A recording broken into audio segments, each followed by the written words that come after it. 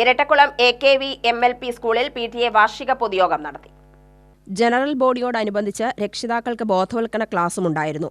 NEET പരീക്ഷയിൽ rank കരസ്ഥമാക്കിയ പൂർവ്വ വിദ്യാർത്ഥികളെ അനുമോദിക്കുകയും ചെയ്തു. M. അരവിന്ദ്, ലൈൻമാൻ ബാരിസ് ഖാൻ എന്നിവരെ അനുമോദിച്ചു.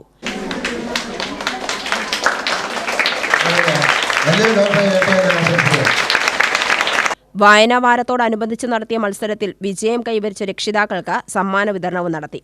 Alathur police station inspector TN Unnikrishnan ബോധവൽക്കരണ ക്ലാസിന് നേതൃത്വം നൽകി.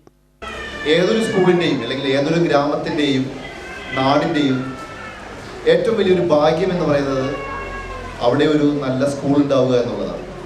ആ സ്കൂളിൽ ഇതുപോലെയുള്ള ഏറ്റവും നല്ല ഒരു PTA ഉണ്ടാവുക എന്ന് പറഞ്ഞാൽ അത് ആ ഭാഗ്യത്തിൻ്റെ മാറ്റം കൂട്ടുന്നു. കാരണം നമുക്കറിയാം, ഇന്നിവിടെ ഇപ്പോൾ അരവിന്ദിൻ്റെ കാര്യം പറഞ്ഞു. അരവിന്ദ് നമ്മുടെ ഈ സ്കൂളിലെ ഒരു കുട്ടിയായിരുന്നു.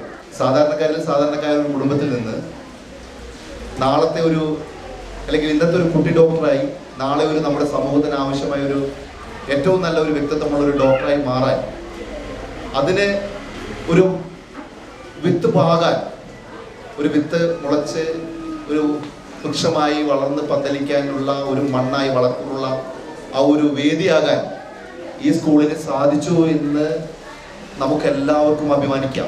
വാർഡ് മെമ്പർ ജനറൽ ബോഡി യോഗം ഉദ്ഘാടനം ചെയ്തു. PTA പ്രസിഡന്റ് ഫിറോസ് ഖാൻ അധ്യക്ഷനായി. School manager M. ഗോപകുമാർ, പ്രധാനാധ്യാപകൻ K. Muraleedharan, MBTA president Ramya Krishnan, Vimala, Lucy എന്നിവർ പ്രസംഗിച്ചു. UTV news, Palakkad.